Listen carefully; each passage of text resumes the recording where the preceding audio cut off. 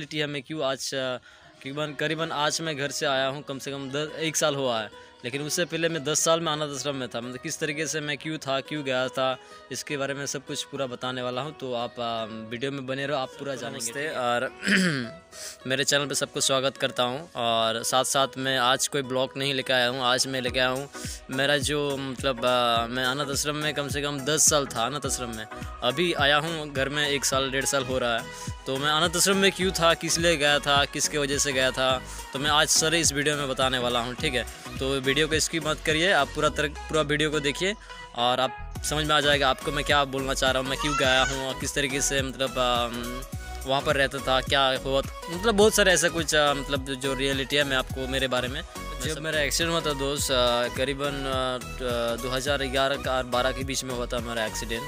तो जब मेरा एक्सीडेंट हुआ होने के बाद मतलब मेरा घर का जो परिस्थिति था बहुत ख़राब था। हम लोग बहुत गरीब घर से बिलोंग करते हैं और मैं आदिवासी हूँ, आदिवासी लड़का से हूँ, आदिवासी मतलब परिवार से हूँ।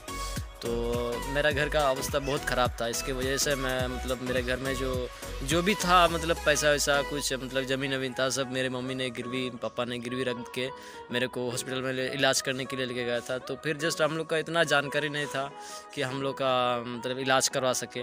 तो सिर्फ हम लोग मतलब फीजी गए 3-4 बार, और इधर सिलीगुड़ी मेडिकल हॉस्पिटल भी गए थे। उधर जाते जाते आते आते सब घूमते घूमते हम लोग के पास कम से कम जितना पैसा था सब ख़त्म हो गया था।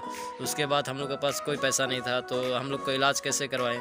तो मैं घर में पड़ा रहता था, ऐसा ही मेरे पीठ में बहुत सारा बेडसूर हो गया था, मैं उठ नहीं सकता था। तो गांव का ही एक औरत था, तो हम लोग को बोला कि तुमको अगर एक जगह पे ले जाओगे तो मेरी मम्मी ने सोचा कि ऐसे ही तो घर में पड़ा रहा है बेकार, मतलब मरने का हालत समझो, मेरे पर कोई उम्मीद नहीं थी, मैं मरने वाला था, ऐसा कुछ था। तो मम्मी का बात वो लोग माना, मम्मी लोगों ने उसका बात मानने के बाद हम लोग गए एक अनाथ आश्रम में गए। मतलब कल नदिया डिस्ट्रिक्ट में, कल वेस्ट बंगाल में पड़ता है, नदिया में गए। वहाँ जाने के बाद एक मतलब ऐसे मदर टेरेसा ऑफ चैरिटी, मतलब क्रिश्चियन लोगों का जो मदर टेरेसा का अनाथ आश्रम है वहाँ पर गए थे। तो जाने के बाद वहाँ पर हम लोग वहाँ गए, जाने के बाद सिस्टर लोग तो मुझे लेने वाला नहीं था, क्योंकि मेरे पे जब मेरा स्पाइनल कॉर्ड टूटा हुआ था, मेरा कमर, उसके वजह से मतलब वो लोग बोल रहे थे कि इसमें तो बहुत सारे पैसा खर्चा होने वाला था, कम से कम 3-4 लाख रुपये ऐसा 3 लाख रुपये ऐसा खर्चा होने वाला था। तो वो लोग लेने के लिए इनकार कर रहे थे, तो मेरे को नहीं लेने वाला था। तो मेरे मम्मी ने और पापा ने बहुत सारे रिक्वेस्ट की, उसका हाथ पैर पकड़ा सिस्टर लोगों का, बहुत सारे रिक्वेस्ट किया। करने के बाद मतलब कैसे भी करके वो लोग मतलब हम लोग को रखा वहाँ पर। रखने के बाद मतलब वो लोग तो इलाज नहीं करते थे, इलाज नहीं करवाते थे। वो लोग सिर्फ मेरे को वहाँ पर रख के कुछ खाना वाना खिलाते थे, रहते थे वहाँ पर। कुछ मतलब वो लोग के पास इतना, एक आदमी के पास इतना पैसा वो लोग नहीं खर्चा करते। वो लोग मतलब अनाथ आश्रम का कोई भी फुटपाथ से उठा के किसी को खाना वाना खिलाता है, उसको अगर घाव है उसको सफाई करके उसको थोड़ा अच्छा करवाता है, ऐसा करता है, पर इतना ज़्यादा नहीं करता है। मतलब एक इंसान के ऊपर इतना सारा पैसा नहीं इन्वेस्ट करते सिस्टर लोग।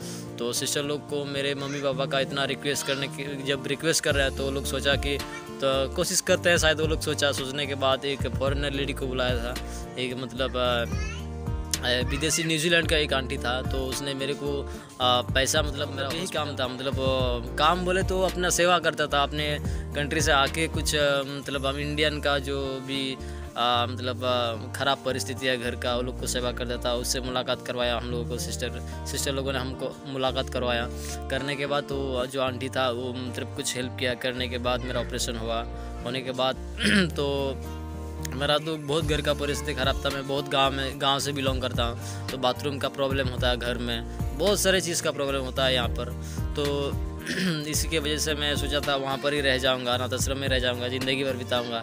तो लॉकडाउन के बाद मैं आ गया हूँ। तो मतलब बहुत वहाँ पर था। जब मतलब मेरे को भी मन करता था कि मैं बाहर आऊँगा, इसके वजह से मैं चला आया। लॉकडाउन से पहले आया हूँ मैं, मतलब लॉकडाउन में आया, उसके बाद लॉकडाउन लग गया है।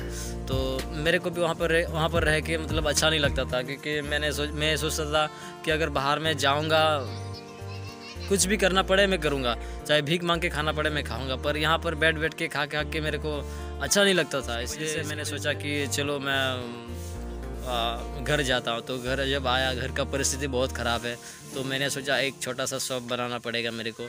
तो जो भी है कैसे कैसे करके मैं एक शॉप चलाता हूँ। वहाँ पे मेरा बहुत सारे दोस्त भी हो गए थे और मतलब 10 साल बिताया मैं अनाथ आश्रम में। आपको पता है कितना हार्ड होता है मेरे लिए, तो आप समझ सकते होंगे कि मैं घर बार परिवार सब कुछ छोड़ के मेरा छोटा सा उम्र में मेरे को वहाँ रख दिया था।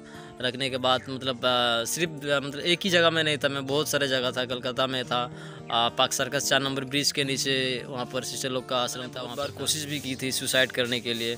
मतलब घर में जब था तब मैं बहुत बार कोशिश किया था सुसाइड करूँगा, ऐसा मैं तो चल नहीं सकता हूँ और क्या करूँगा। तो जब मैं वो अनाथ आश्रम में गया, मेरे जैसे बहुत सारे ऐसे लोग थे जो लोग मतलब जिसका आँख नहीं है, मतलब किसी का पैर नहीं है, चल नहीं सकता है, बहुत सारे ऐसे लोग हैं, वो लोग जी रहा है। तो मैं सोचा कि मैं क्यों नहीं जी सकता, मैं भी जीऊँगा। मेरे को लगता था जस्ट मेरा जो प्रॉब्लम है सिर्फ मुझको है और दुनिया में किसी को नहीं है, ऐसा फीलिंग होता था। पर जाके वहाँ पर मैंने देखा बहुत सारे लोग ऐसा है जो चल नहीं सकता है, बहुत कुछ सारा ऐसा कुछ। तो वहाँ जाके मेरे को बहुत हेल्प मिला। मैं सिस्टर लोग से बहुत मतलब क्या बोलते हैं, हेल्पफुल हुआ मेरा ज़िंदगी कि आज मैं इसके वो लोग की वजह से आज मैं बैठ सकता हूँ और कुछ भी कर रहा हूँ तो वो लोग की वजह से कर रहा हूँ। तो लोगों से बहुत थैंक यू करना चाहूँगा। और आज मतलब जो अगला इतना बड़ा स्टोरी है मेरा, तो कि मैं इतना एक पार्ट में तो नहीं बता सकता, फिर नेक्स्ट पार्ट आएगा जब तक बताऊँगा पूरा। ठीक है, आज ये फर्स्ट पार्ट है। मैं और ब्लॉग करते करते किसी मतलब ब्लॉग को नहीं करके और दूसरा पार्ट में बनाऊंगा। ठीक है, ब्लॉग चैनल है मेरा, मैं सब कुछ डालता हूँ इस पर। तो आप अगर आपको अच्छा लगे तो मेरे चैनल को सब्सक्राइब कर लो और लाइक भी कर लो। देख के सिर्फ देख के छोड़ के मत चले जाओ यार, अच्छा नहीं लगता, बुरा लगता है। और सब्सक्राइब कर दो, ठीक है। और नहीं कुछ नहीं बोलूँगा, ठीक है। बाय।